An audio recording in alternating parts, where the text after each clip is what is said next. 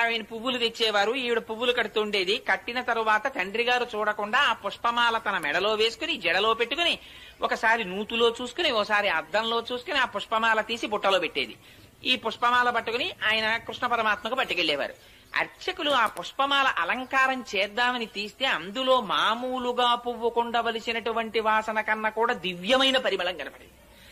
ఇటు మల్లె పువ్వులా కాకుండా ఇంత పరిమళాలు వస్తున్నాయి ఏమిటి పువ్వులని? బహుశా ఇదంతా భట్టనాథుల యొక్క తపఫలితం అయి ఉంటుంది, ఆయనకున్న కైంకర్యనిష్ట అయి ఉంటుంది అనుకున్నారు.